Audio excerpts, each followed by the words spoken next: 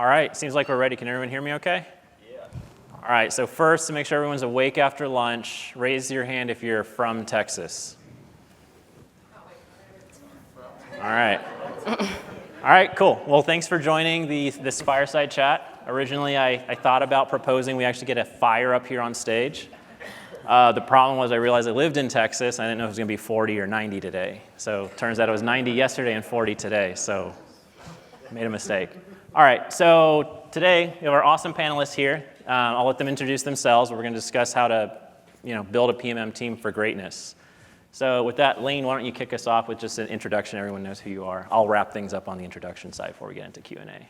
Hey everybody, I'm Lane. I'm Group Product Marketing Manager at Abnormal Security, so I'm another cybersecurity PMM. I manage product and customer marketing and have a team of 5, and I'm a new manager, first-time manager. Hi everyone, I'm Brittany. I'm the Director of Marketing at Ojo Canada. It's a little different up there. Our companies just did a little split, so there's 2 new companies now. But Ojo and Ojo Canada is a home buying, selling, and owning platform, so helping anyone in that realm accomplish whatever they want in their journey. And I have a team of 4, and both product marketing, SEO, and marketing ops are sit on my team. Hi everybody, I'm Tom Christ. I'm a principal product marketing consultant at Fluvio. We do strategic and tactical product marketing consulting for companies looking to accelerate their product marketing function. Personally, I've been in product marketing roles for about the last 15 years, and I've been managing a team for about a decade in various in-house roles before I started at Fluvio early last year. Cool. Well, thanks. So that's our lovely group of panelists. I'm your moderator today. My name's Alex Babar at a cybersecurity company called Brinka. It's locally headquartered here in Austin. With that, let's go ahead and get started. So Tom, why don't you kick us off? I think when we broke this down, we kind of hit 2 key themes on how to build that team and kind of basically went towards hiring and structuring teams, building that foundation. So Tom, when do you know that it's time to hire a product marketer? One of the key things with hiring a product marketer and building a business case to hire a product marketer is aligning it to what you know is coming in the business. So luckily, in many situations, a product marketing leader is going to understand a lot about what's important to the business goals. Are there going to be multiple acquisitions coming in the year? Is there going to be a major strategy change that's coming? Are you going to be launching new product lines that you can't currently support today?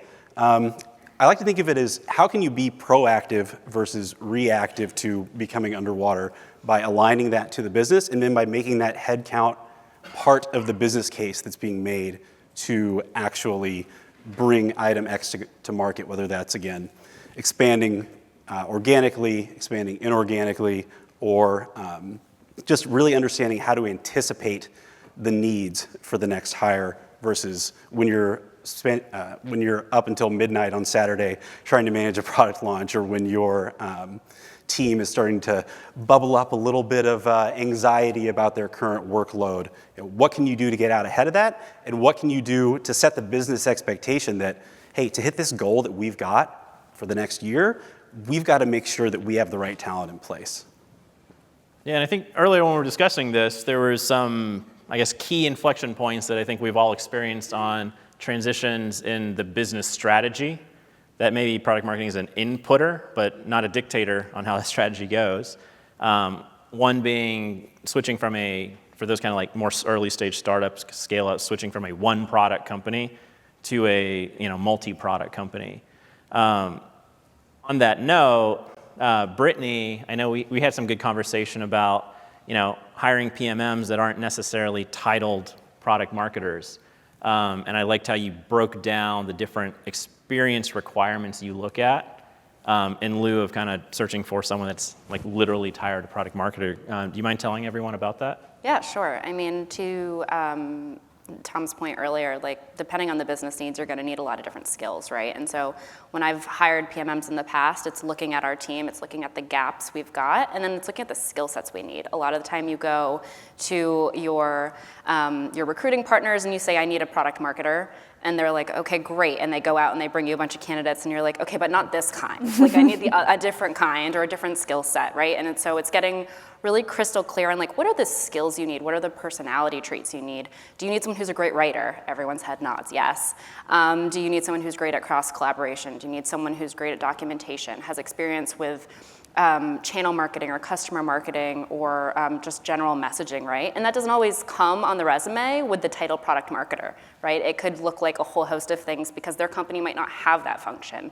The other piece of this is, I've talked to a few of you today, and you've done this at your companies, hiring internally, looking at your sales team, looking at your account managers, looking at your customer success team. Those people are on the front lines, they're talking to their customers every day, and they know your product already. So if you're looking for someone with transferable skills who also knows the company and you don't have to spend 6 months ramping them up on domain experience or how the company functions or what things to watch out for, like that's a good place too. So I always tell people, like when you're hiring PMMs, just watch out for your bias around like making sure they've done that exact thing before and look more for those skills. I know I've been hiring for 5 months straight. So I started hiring in June and I've just continued to hire up until today. And I know that I was the sole PMM when I joined, and I was in a mode of constantly launching net new products, and I was just reacting and building tons of new stuff. And I just knew, like, psychologically I needed somebody that could hold down the fort, that could like create a wiki and put our messaging templates in there and just build some structure. And so like those are the types of traits that may not come across in somebody's product marketing resume, but that are like, I don't know if you guys have that person on your team who just kind of like maintains like the house, you know, that's so helpful in creating that consistency. And I find that, especially when we're working with other companies and in my own experience, and one last plug, we do have an open product marketing consultant role I'm trying to fill, but the hard truth for a lot of people that are hiring for product marketing is the recruiter's not going to be able to do a great job for you. You're going to have to do a lot of legwork on your own. You're going to have to go out into LinkedIn and look for the relevant skills that we just discussed and do a lot of outreach yourself. And I think in the product marketing roles that I've had, in contrast to some of the other marketing roles, that legwork is on you in many ways to build that candidate pipeline in addition to what your recruiting partners are able to do.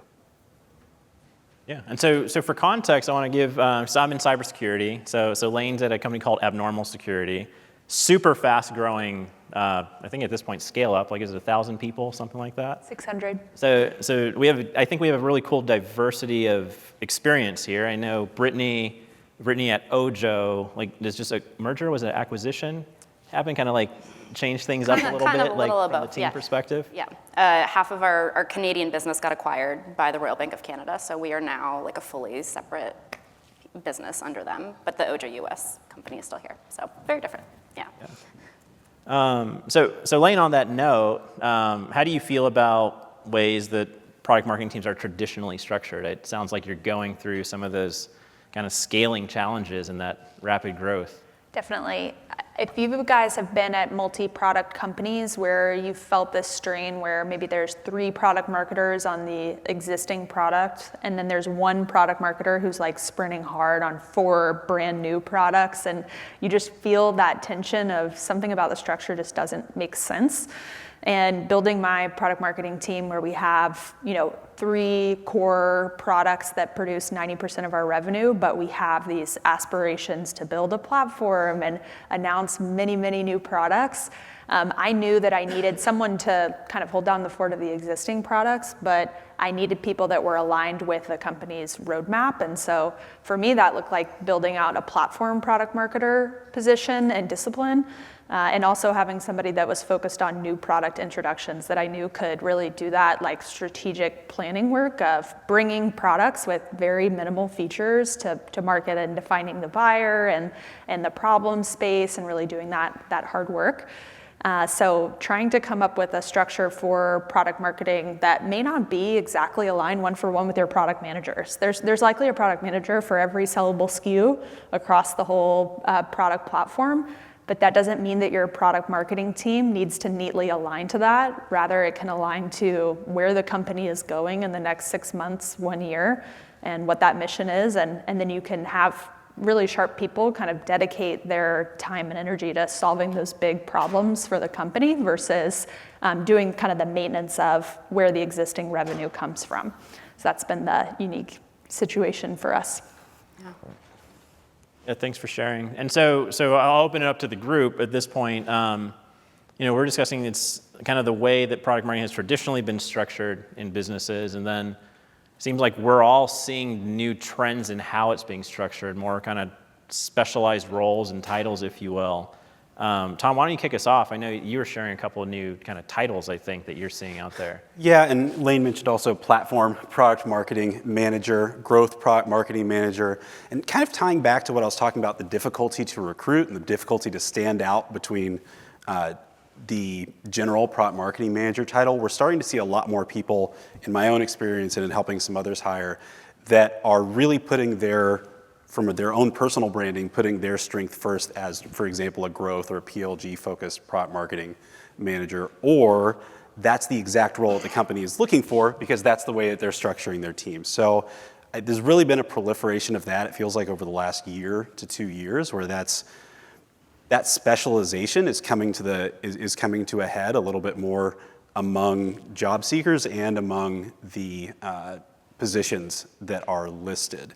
And I think with that, sort of a corollary to that is also, when you think about making your team resilient, it's really hard to recruit for these people, as everyone that's looked for a job or everyone that's tried to hire in this room probably knows. And when you find those great people, you want to make sure that your team's resilient against changes in business direction, against acquisitions, having worked for a number of PE-backed organizations that continually acquire. So it's also about pushing people to, within the structure, pushing people to be open to taking on new roles, not being tied to one product forever, not being tied to one market forever, and giving your team the mental space to be open to do what a lot of product teams do, which is refactor where they're focused, refactor what they've been doing over time, and make themselves really invaluable to the business no matter where it goes. Yeah, I would add to that. I spent 8 months hiring for a role once that was really specialized, and then 4 months into finding that person, we completely pivoted what the job was, right? And so you need to be able to find people who are going to be really great, strong employees and product marketers and understand how to do these baseline skills, but then also have, to your point, the resilience to pivot when the business pivots. In this weird acquisition phase that the team is in right now, I've acquired new team members. People are pivoting what their roles are because the business has shifted focus. Our team has shifted focus. We've had different changes across the board. And so we're trying to rebuild partnerships with product. We're trying to rethink about who's our new audience, right? Like, we're focused in Canada instead of the US now, and we're also going more consumer focused. So how do you think about taking a team that was traditionally focused on something very different and moving them all over to really be really effective? And part of that is just making sure the people on your team are strong marketers and can sort of go with the punches a little bit as things shift. Yeah. And I would add on top of those skills, one of the things that I've been building out, and then I'm sure many of us have, is what's our consistent product marketing toolbox that we reach into to solve problems or support product launches, support campaign launches for analyst reports.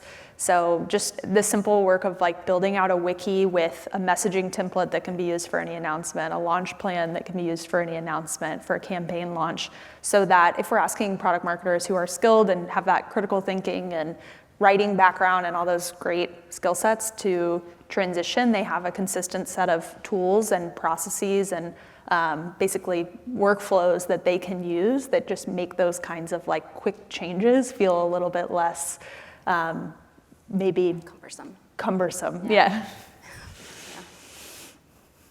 Cool. And so I know when we were chatting earlier, we kind of debating this topic of such a thing having too much product marketing for your stage, right? And I was surprised. I felt like, I saw the head nods, right? Everyone saw them. Too much product marketing. Like, tell me more. I think it goes into having like a little bit too much flexibility, maybe some, if you're thinking tactically, just expensive marketers at the end of the day. Like what are your thoughts? I've seen this and experienced this in growing a product marketing team where we didn't have a strong enough charter about exactly what product marketing was going to do and how it was going to get towards those business goals. So that's where you run a risk, and I've run a team of up to 8 folks across a number of different industries, and it started to look kind of top-heavy for the size of the business. And some of the team members started pulling into things. I think there were some other examples earlier there, doing things like writing sales loft emails and things that really aren't appropriate for what's the best use of the skills that we have as a team. So what that's taught me to do over time is to be really, really judicious about how we communicate product marketing's charter to the rest of the org before we hire, after we hire, on an ongoing basis, and continuing that education to make sure that when my team's working cross-functionally, that team has a really solid idea of what to expect, and as the team brings their ideas to the table, it falls into that general idea of where they should be seeing value from product marketing and insulates you from being seen as a non-direct revenue driving set of more expensive than the average roles. Got it. And then Brittany, I think you have an interesting role now, right, where you have more, I guess, cross-functional roles, not your typical product marketing functions rolling up into you, right? So how do you manage a product marketing team that is capable of delivering value, but maybe you don't want them to deliver that value, you want someone else to be more specialized? Yeah, I mean, I think it's 2 things. One, they're still going to be doing product marketing tasks even if their title has shifted, right? Or if the focus has shifted. We still need all of that to happen. But there is, I think, the challenge I've always found with product marketing when I was a team of 1 and when I had a team of 3 or 4 is everyone wants you to be the service bureau, right? Like products coming to you asking for this, someone's coming to you asking for a logo, someone's asking you to make a battle card, someone's asking you to do this. And you're like, I want to be in the strategy meeting. How come you didn't pull me in when you were planning the roadmap, right? And so I think when you have too much product marketing, I guess, you have all these bodies that are just seen as like, oh yeah, you guys have the bandwidth, like we'll just pull you in to do this. You don't have the opportunity to take that step back and actually deliver impact to what Tom was saying. As far as right now, having the cross-functional team, I think the important piece is thinking about how they all work together. So like if we have these more specialized roles, we still are all reaching for the same goal, right? Like, so we're still working on the same products, we're still working with the same biz dev teams, right? And so how do you think about how those function together and function cross-functionally versus every person being on their own individual product line? So I think that's going to be the challenge ahead of me, is figuring out how to do that. Yeah. All right, so we want to have plenty of time for audience Q&A. So we're going to wrap up the moderated portion of Q&A right now with like a rapid fire round. Same question for everybody. What's one key point you want everyone to take away today in regards to building a product marketing team for greatness? I guess I'll start. Everyone's looking at me. I think my key point is like we can talk about hiring and structuring all day, but at the end of the day, I think the biggest thing as a PMM team leader or group leader that you can do is be building those cross-functional relationships behind the scenes. Like your job is to provide air cover for your team. Your job is to like block them from all the stuff that's happening in the background and make sure that if they are struggling, you have a relationship with whomever that team leader is or the business owner is to make those things happen. Because if they're getting stuck all day in the mud and you don't have those relationships to help them push forward and get out, then you don't have an effective team, right? So there's the hiring, and then there's the structuring, and then there's the making sure that you're doing everything at your level with your other partners to clear the path for them to succeed. Right. For us, it's been carving out what the unique value add of product marketing needs to be and making sure that before anything else, that's what we're executing on. So we've been having a lot of conversations about working with marketing teams or sales teams where you've got different teams and departments that bring different skills to bear. Writing sales emails, writing ad copy. These are problems that other teams in the company often are best suited to solve. And product marketing can drive so much for the business if we focus on solving hard problems For us, that looks like supporting sales motions that have more to do with how do you supplement certain technologies, replace certain technologies. These are the kinds of messaging themes that are not necessarily product specific. Sales may not have that expertise. So for us, it's what's the unique value add of product marketing, and how do we make sure we do that before we expand our scope to touch so many other different areas, and really trust and rely on other teams to take the messaging that we create and pick it up and run with it, and just know when to put the pen down and let your stakeholders across the business take what you're working with and run with it.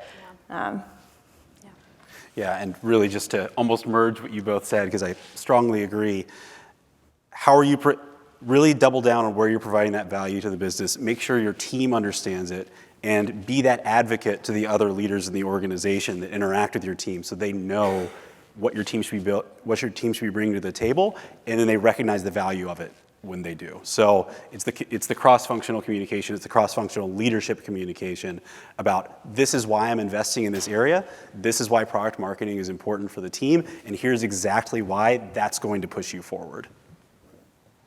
All right, thanks everyone. I guess it's fair and only fair that I answer one question, I think, after hassling you three for 30 minutes. So if it were me, one takeaway, my favorite kind of quote, if you will, on product marketing is stealing from Steve Jobs, that focus means saying no. Just found in general, product marketers are very capable, intelligent, hungry bunch of folks, and that's both a blessing and a curse, right? So I hear these stories, it probably came out to you as well, like, hey, you can write the sales loft emails, you can get into sales loft, get your hands dirty, you can do the analytics. You probably had to do them before because you were our scrappy team of one, but as you kind of grow, you have to figure out, like, what's the thing that I'm not doing, whether it's on the team or the leader of the team, like, what do you start saying no to, and then build in other functions. With that said, I think we're going to transition to audience Q&A. I believe Beth am I running that, or? No, I have, hey, hi. Oh. So many questions for you guys. We're going to go like a little over. This is a super hot topic. We're going to flash some on the screen, but there are a crap ton in here. Okay, let's do the first one, which is, I got a few upvotes. Full stack PMM. What's included when you hear or say this, like in the end-to-end product marketer, or again, it depends on which organizations have a campaign person, or are we also pseudo campaign people? Are we pseudo enablement people? What's your non-full stack PMM setup look like? I can jump in on that. There's a number of different ways that we've seen this set up. We talked a little bit about traditional product marketing structures earlier. Maybe you're tied to one product or a set of products, or two product managers for one product marketer. Other ways that we're thinking about this might include, is there a specific buyer? One of the things that I like to steal and use from defining a shorthand for product marketing is being the voice of the customer internally and externally in the business. So does that mean that maybe you're supporting two very different verticals with a suite of products, and you need your product marketers to align full stack to all of the products to, say, support a restaurant customer versus a retail customer versus a hotel customer for a given type of solution. Whereas in other situations, there may be enough detail or enough business impact around a specific element of a solution where it doesn't make sense to be a full stack product marketer, and you really need to have someone, say, on the payment side of a particular software solution that has so much nuance, so much domain expertise that's required to speak authoritatively to it. And that's where, in my mind, we differentiate between a full stack end-to-end solution-oriented product marketer versus someone that's much more specialized in a domain. Well, follow-up question on that one. So as we're seeing PMM evolve into more specialized titles, whether it's a convergence of capabilities or a need for something like a solution or a vertical or whatever platform it may be, what does that mean for salary? I'm surprised as a PMM group, we haven't talked about this because Austin is a fun little hotspot comparative to other big tech areas. Where do you see that impacting PMM salary? Should it be different if you're more specialized, or opinions? I see head shakes, but love your thoughts. I think it really depends on specialized and for how long, right? Like, are you a director level specialized PMM who's been doing it for 20 years and this is all you do? Yeah, your salary might be different than a more general PMM who's mid-level, right? But I think generally speaking, they should probably stay within the same realm. Yeah, that's my take. I'd add on that. I think in product marketing specifically, specializing can go in a bunch of different vectors. So I think the most, it almost feels like underappreciated to me, is domain experience. I know early career had no experience, so have no domain experience, but as I've grown, in particular in cybersecurity and job searching, I have a huge passion for MarTech, for example. When I go up just the same role, product marketing in a MarTech company, product marketing in a cybersecurity company, the numbers are different. So that's one area of specialization where I've personally seen like there's a material difference in what you're getting paid.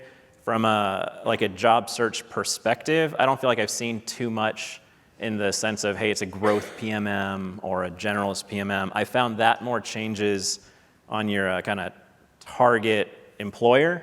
And so I'd be curious to hear from the rest of this group. So I'm more kind of mid-market and startup, scale-up guy, right? So I found, hey, at that level, when you're talking teams of one, teams of two, like generalist is what you need. You can contract out the specialist stuff. So maybe if you go the consulting route, maybe you want a more specialized title, like pricing I think is a big one. But I see as you get bigger, and as I've been on mid-market companies that have gone public and gotten bigger, now it's like, oh, you have a dedicated competitive PMM. I see that one, I think, more than any other one. I don't know kind of like pay bands, but I'm curious if you folks that have been at larger companies than myself kind of see a trend between size of company. Competitive PMMs are expensive, or like technical market engineers. Like usually we try to source them from like an SE org, and to order like they're getting a salary and like essentially commission. So but again, their knowledge, they're super technical. So that's one area that I'm seeing. Last question for this group, because it came up a few times. I don't think we've covered it unless it happened in our amazing little roundtables, but like coaching. So you guys have teams that you're building. How do you prioritize either fitting in budget to help your teams grow and expand, or how are you making sure that they have time to allocate to either new growth opportunities, explore new challenges, or do stuff that they're excited about versus like a checklist of stuff that's operational and required? Yeah, I see that as just as important as the job of making sure we're having impact, right? Like most of my meetings every week are one-on-ones with my team. We have quarterly check-ins on their career growth, both in the company and outside of the company. What are their personal goals? Are we setting out tactics and strategies to make sure that they're reaching their skill goals or their career goals, right? And it's a lot of work. Like it's anyone who's done this knows that like it's the first thing that could fall away if you were like, what can I cut out of my week or day to make sure that other things are happening. But ultimately, like if you have to see it as an equivalently important task. The other thing is like letting them come to things like this, getting PMA memberships, letting them take those courses, seeking out opportunities, thinking about what their individual needs are, and then if you see resources or see conferences and things they can attend, making sure that they have access to that and that they know that they can ask you if they find it as well. I think sometimes you can coach, you also have to give them the space to do it themselves. Yeah. One kind of adjacent trend I've seen in the market, I'm curious if you guys have seen it too, is that as we continue to hire, we're more open to hiring basic product marketing roles, where a year ago, the mission was to hire the most senior product marketer you could find and really work to find that person with 15 years of experience at the exact right companies. And now we're opening doors to people that have maybe 1 to 2 years of product marketing experience. And I'm excited about that from a coaching perspective, because I know I was given that opportunity at a big company. I had a mentor where I was project managing her launch and following her around on all her calls, and a role opened up at a big company and I asked to be moved over. And I know I had that opportunity to start at the very beginning with product marketing, where there can be a lot of senior roles, like seniority levels that sometimes we've had a bias for, unfortunately, on the management side. I'm excited to see that trend change and for more of us to be providing a path to early career product marketers, people transitioning from sales and customer success that want to make that move. So that's an encouraging trend that I've seen that I think gives us so many opportunities to mentor and coach new employees and train people in product marketing. Yeah, I was lucky enough to have sort of a mid-career, up to this point, mentor that made an enormous point out of every twice-a-year review cycle, sitting down and talking about what do you want to grow in, not from a product marketing perspective. What are the aspects of the job that you really want to grow in? Maybe it's being more customer-facing. Maybe it's understanding how to communicate in product. Maybe it's speaking. Maybe it's different things that you want to do, not related to their current role. Mapping that out, putting goals against them, and then for me as a manager, is something that I do now. This gives me the opportunity to keep them in mind when those sort of opportunities arrive within the organization. So I may not have had any idea that this person wanted to have more of a market-facing presence, be more of a spokesperson and a domain expert for the market, unless we had explicitly asked them what they wanted to do in an open-ended way. And now when those opportunities come up, maybe there's a user conference where they could host a panel or do any of these fun things like that. I know that that person is ready to consider getting mentored and trained up in that, and that helps them organically grow and hopefully build some, trust at the same time. Okay, yay for PMM growth. Big round of applause. Thank you, panel.